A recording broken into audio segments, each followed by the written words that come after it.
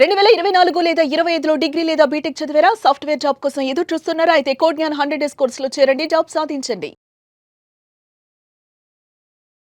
Silver, gold రెండూ కూడా jet స్పీడ్‌తో పరిగెడుతున్నాయి. మరి బంగారానికి, అలాగే వెండికి బ్రేక్ పడే అవకాశం ఉందా? లేకపోతే ఇలాగే కొనసాగుతుందా? ప్రముఖ మార్కెట్ అనలిస్ట్ ప్రశాంత్ గారు లైవ్ కాల్ అందుబాటులో ఉన్నారు. ఆయన్ని అడిగి అన్నీ తెలుసుకుందాం. నమస్తే అండి ప్రశాంత్ గారు. నమస్తే నిరుపమ గారు. ప్రశాంత్ గారు, ఏంటండి పరిస్థితి? దారుణాతి దారుణంగా పరిగెడుతున్నాయి. బంగారం, వెండి రెండు పోటీ పడుతున్నాయి. అసలు ఎక్కడ బ్రేక్ అనేది లేకుండా దూసుకుపోతూనే ఉన్నాయి ముందుకు, రాకెట్స్ లాగా. చాలా మంది అంటున్నారు జస్ట్ విత్ ఇన్ డేస్లోనే బంగారం 3 లక్షలకి, వెండి 5 లక్షలకి చేరుకుంటుంది అని చెప్తా ఉన్నారు. దట్టు జనవరి నుంచి ఇప్పటి వరకు చూసుకుంటే అంటే జస్ట్ 29 డేస్లోనే దగ్గర దగ్గర అది ఇది కలిపితే 1 lakh వరకు పెరిగిపోయింది అన్నట్టు మాట్లాడుతూ ఉన్నారు చాలా మంది. ఏంటి అసలు ఆగుతుందా, ఆగదా?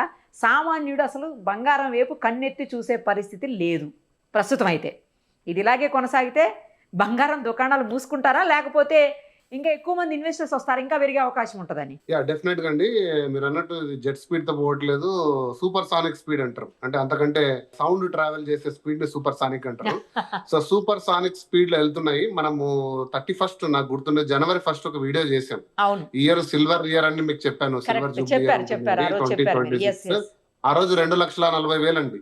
కరెక్ట్ గా జనవరి 1st మనం ఈ వీడియో చేసినప్పుడు 2,40,000, 150% ఇచ్చింది రిటర్న్ అని.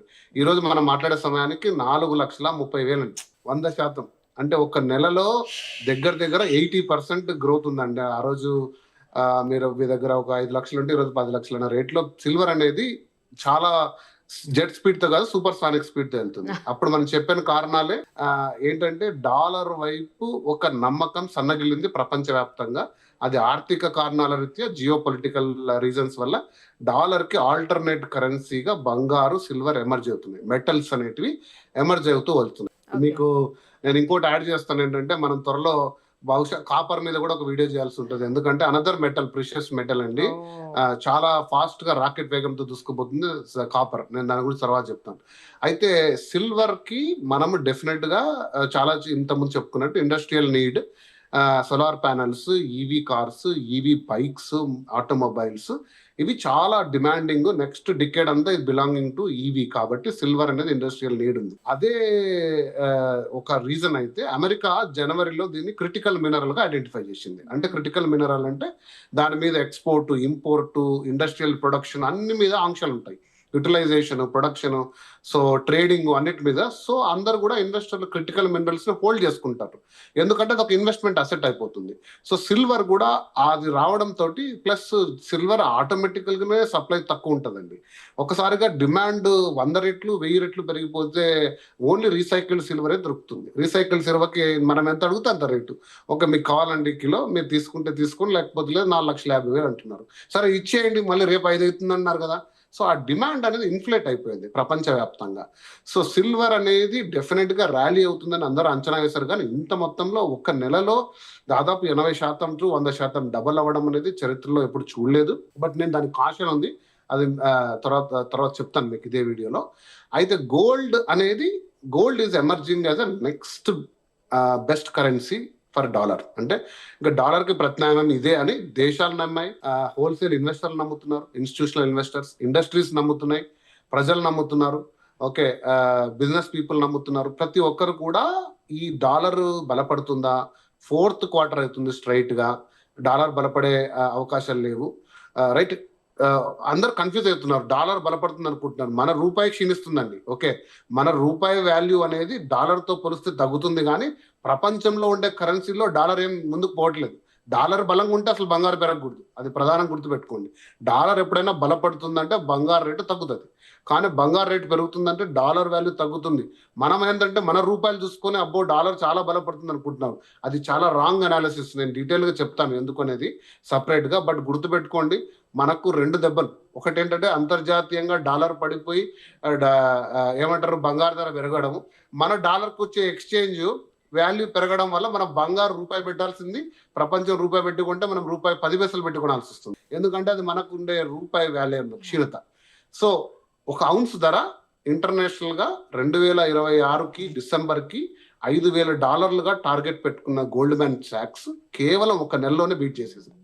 ఔన్స్ 28.5 గ్రాముల అంతర్జాతీయ బంగారు ధర ఈరోజు $5,100 చేరుకైంది.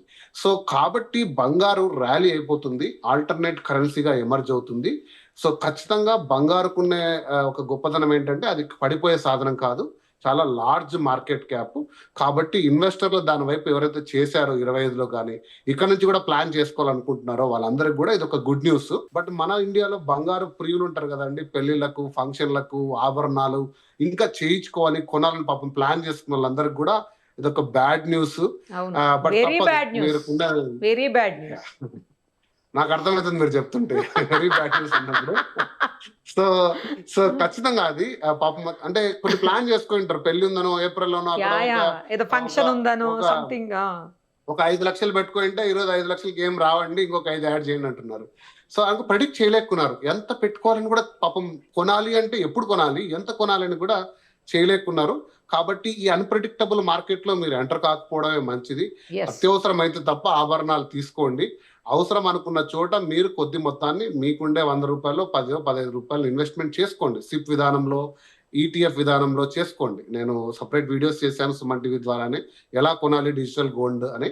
సో వాటి వారు చేసుకోండి. బంగారు అనేది పడిపోయే సాధనం అయితే కాదు, అది నేను చాలాసార్లు చెప్పాను, చాలా సందర్భాల్లో చెప్పాను.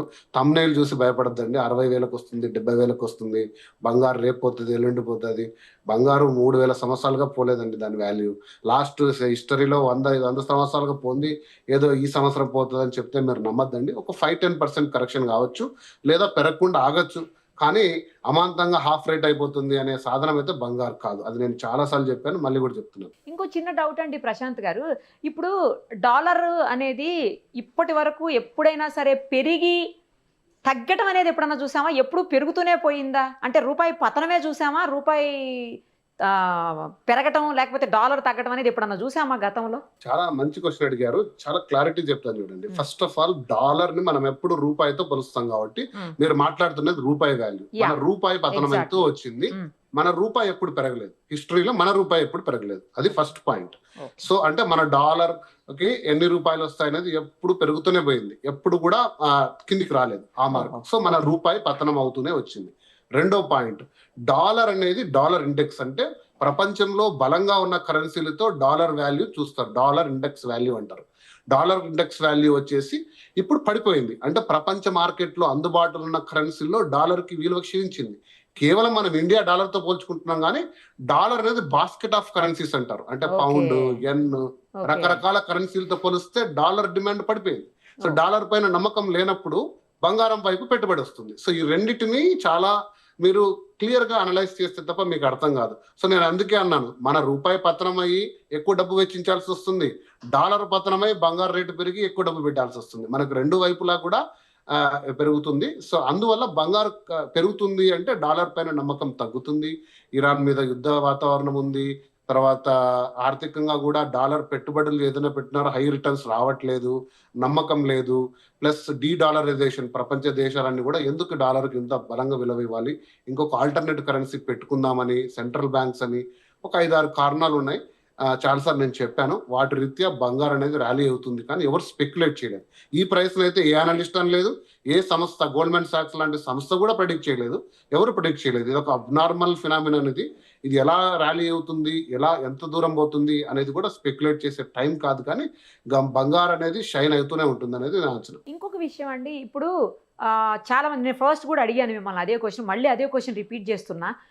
త్వరలోనే అంటే విత్ ఇన్ డేస్లోనే బంగారం 3 లక్షలకి, వెండి 5 లక్షలకి చేరుకుంటుంది అని అంటున్నారు. నిజమా? అలాంటి సూచనలు ఏమన్నా కనిపిస్తున్నాయా మీకు మార్కెట్ ఎనలిస్ట్గా?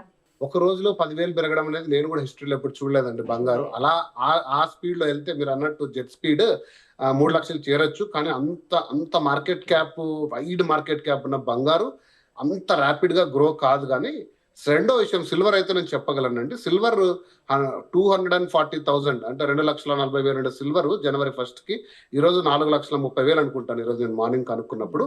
సిల్వర్ అయితే చాలా స్పీడ్లో వెళ్తుందండి. బట్ సిల్వర్ అనేది నేను మళ్ళొకసారి చెప్తున్నాను, very cautious. Silver is very volatile. బంగారానికి ఇంత మార్కెట్ ఉంటే సిల్వర్కి ఇంతే ఉంది మార్కెట్, చాలా చిన్న మార్కెట్. సో అది ఇండస్ట్రియల్ డిమాండ్ మీదనే పెరుగుతుంది. ఎప్పుడైనా సిల్వర్ కరెక్షన్ కి వచ్చింది అనుకోండి అమాంతం పడుతుంది, 50% పడిన ఆసుపత్రి పడుతుంది. ఓకే. ఆ సిల్వర్ మార్కెట్ క్యాప్ చాలా చిన్నదండి. అంటే 100% ఇన్వెస్టర్లు బంగారాన్ని హోల్డ్ చేసుకున్నారు అనుకోండి, ఇంతనే హోల్డ్ చేసుకుంటారు సిల్వర్.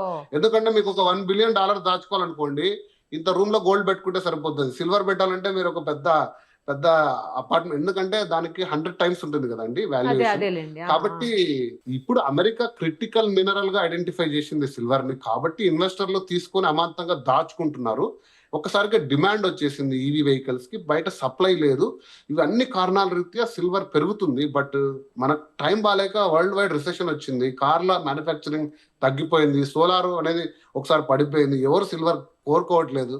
ఆటోమేటికల్ గా ప్రైస్ తగ్గిపోతుందండి. మార్కెట్ చాలా చిన్న కరెక్షన్ వచ్చినా కూడా వాల్యూ చాలా ఫాస్ట్ గా పడుతుంది. బట్ గోల్డ్ 200 దేశాల్లో అన్ని దేశాలు పెట్టుకుంటాయి, అందరూ వాడతారు, దాని మార్కెట్ సైజ్ చాలా పెద్దది. Okay. So but silver historical గా 50% పడిన సందర్భాలు ఉన్నాయి. గోల్డ్ అలా అప్పుడు హిస్టారికల్ గా లేదు. కాబట్టి ఎగ్జిక్యూట్ కాషన్ అని చాలాసార్లు చెప్పాను.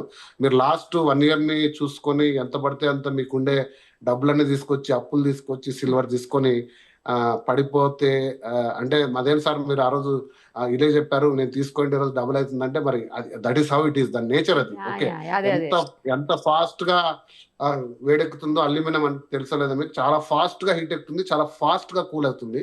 అలా హైలీ వొలటైల్ అండి సిల్వర్. కాబట్టి కాషియస్. బట్ ఒక 5 years హోల్డ్ చేసుకుంటారా, 4 years హోల్డ్ చేసుకుంటారా, బ్రహ్మాండం కొనుక్కోండి. మీకు ఎటువంటి పరిస్థితుల్లో అంత లాంగ్ రన్ లో అయితే సిల్వర్ ఖచ్చితంగా మంచి రిటర్న్ ఇస్తుంది. సి అండి. ఇప్పుడు ఇంకొక నాకు తెలిసి 1-2 days లోనే మళ్ళీ వీడియో చేయాల్సి వస్తుందేమో, గోల్డ్ పెరిగింది సిల్వర్ పెరిగిందని మళ్ళీ.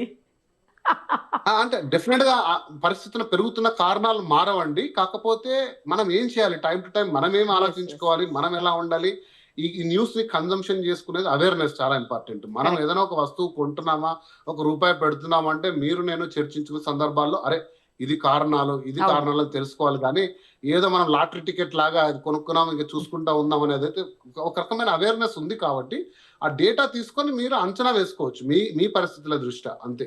రైట్ అండి. పర్ఫెక్ట్. థ్యాంక్ యూ అండి. Thank you so much. తొందరలోనే మళ్ళీ కాంటాక్ట్ చేస్తాను. Thank you.